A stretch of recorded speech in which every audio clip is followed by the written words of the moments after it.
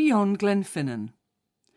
The Western Highlands and Islands are renowned for their heritage and the strength of local traditions and associations, and Lochaber is no exception.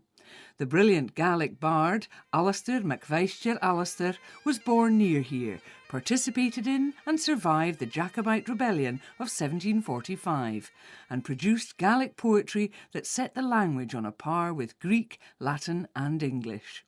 His collection of poems and narrative verse was published in 1751, the first printed book in a Celtic language. Still today, Gaelic culture is strong in this district, in language, music, poetry and storytelling. Mark spoke to Charlie McFarlane about living in this area. What do you gain as a Gaelic speaker in terms of understanding this landscape? Without exception, every name is a Gaelic name. When you know what the names mean, that makes all the difference. And a lot of them are easily mistaken, such as the very name Glenfinnan. People tend to think it's named after St. Finnan, whose island is just 12 miles down the loch. But that's understandable, because the name has been anglicised from Fionavin or Fionawin to Finnan, and it's really White River. And the River Finnan runs clear compared to its neighbours, the Slachtach and the Dwelly, which run brown, more peaty. There's a place across the loch here called Lemanoonburst, the leap of the one cow.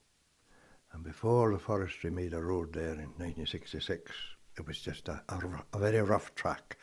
And at that point on the other side of the loch, it was so narrow, sheer cliff above and sheer into the loch below, and there was this burn to cross, and it was only room for one cattle beast to cross at a time, hence the leap of the one cow. What kind of music scene is there here in this area? Oh, well, as a late piping friend of mine used to say, that music here is our weakness. We're just suckers for music. We just can't get away from it. We just love it. Our life is music, and we're always thinking of tunes and new tunes and whatever. So yes, there's been a strong tradition of music in Glenfinnan, I would say, and in the district especially. You know.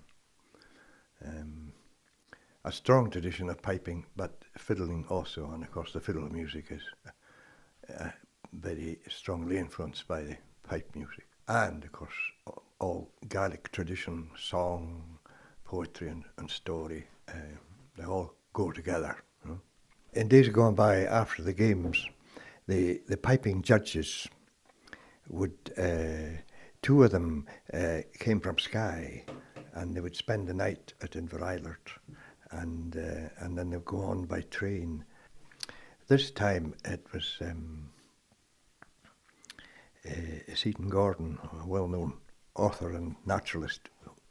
He was one of the judges, and his host ran him up to the station, and the station master, who was a fiddler himself, said, the train's going to be 10 minutes late. Oh, good, says Seaton, time for a tune on the pipes. And the train turns out to be not as late as they thought, and he's still playing. And so he says to Francis Cameronhead, he says, I'm afraid you have to stop him. Oh, you can't stop him now. He's just going into the Crunlo. So nothing for it. They had to wait for it, you see. And the stationer has to phone Arisig. He said, we've had to wait for Mr. Seaton Gordon to finish the Crunlo of a peeper. After that, if the train was a minute or two late getting to Arisig, they say, oh, they were waiting for the Crunlo in Lochaber.